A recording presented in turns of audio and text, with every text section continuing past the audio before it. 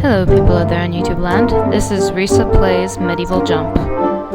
This is a beta, and it was made by my friend Sai, and I will be testing it for her. So let's start.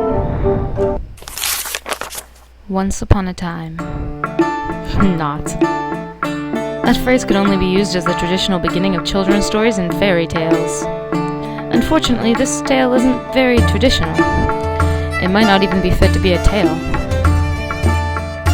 Usually the hero would be the gallant knight in shining armor, killing this big-ass dragon and saving a damsel in distress. Or if he's lucky, rescuing a princess even. Then all the villagers would hail the knight, showering him with flowers as he carries his bride-to-be on his horse into the sunset.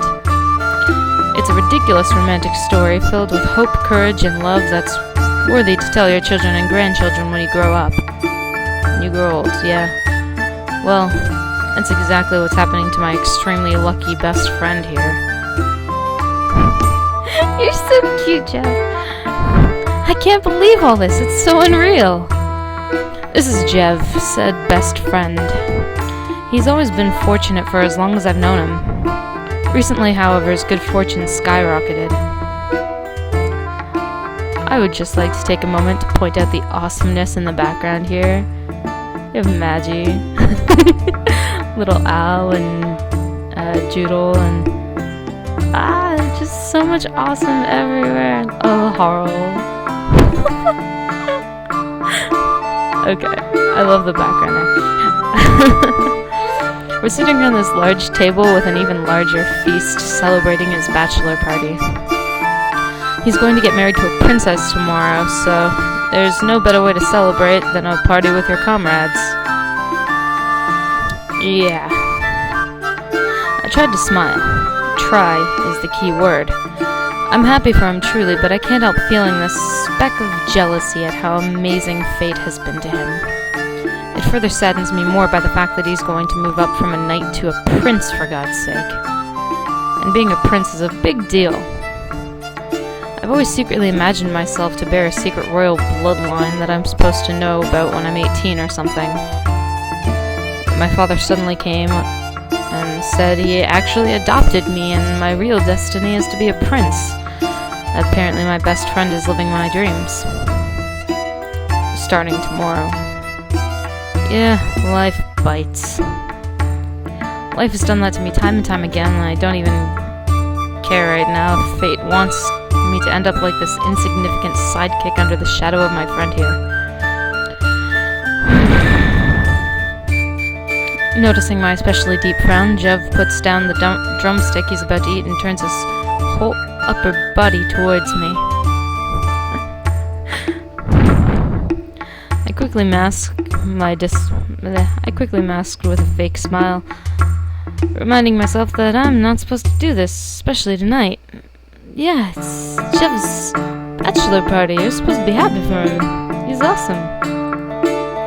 Tonight's supposed to be Jev's night. He's supposed to be happy and enjoying the company of his friends. But here I am drowning in my own sorrows and ruining his night. L. He sighed my nickname, looking at me straight in the eye as he tries to construct words in his head. I've been your companion since we were born. We basically have each other's backs, and we know one another's thoughts like the backs of our hands. Jev smiled. That very one I called the psychic smile, because every time he flashes that grin, it's almost like he's reading my mind like an open book. We came from a long line of farmers, and we climbed from the very bottom to be the knights we are today. Together. Without you, Elle, I could have never achieved this. Everything. Suddenly his face fell. This made an alarm go off in my head. If you feel uncomfortable with my achievements, I can cancel everything so that you'd smile again. Jeff, you're adorable, I swear.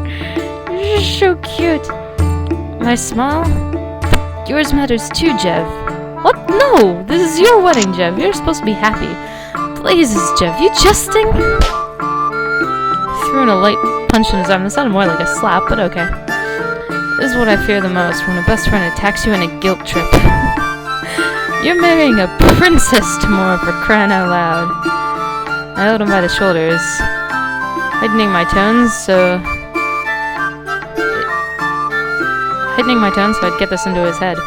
This has been your biggest dream all your life, and it's finally coming true, man. Yeah. Seriously, Jeff.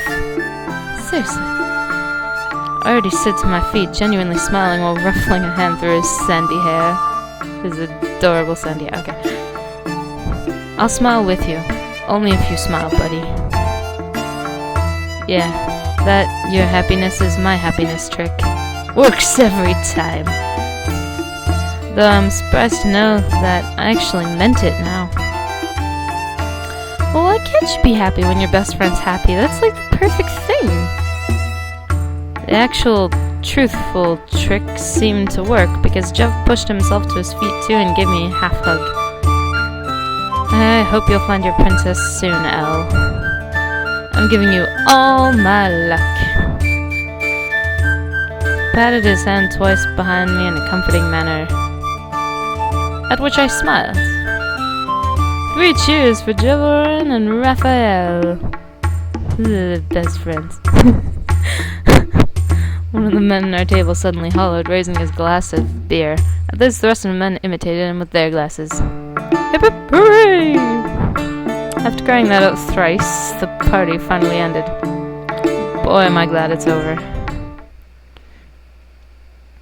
Ugh, damn it all! I kicked a convenient placed bucket of water near the horse stable with all my might, letting out all my frustration in that one kick.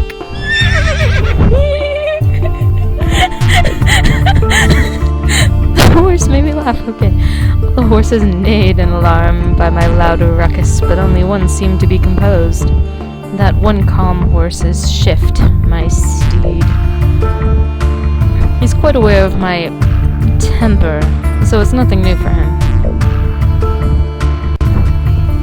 I took a quick midnight ride in the wheat fields. That's beautiful.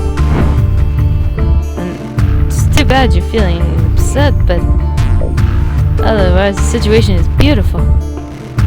My eyes closing on their own by the calming breeze. He closed his eyes, lol. Shift knows the feeling of the wind, and my face will calm me down anytime, especially during the night when the breeze is cool. Yeah. Sounds awesome. Took my mind off the negativities of my life, and I actually felt grateful.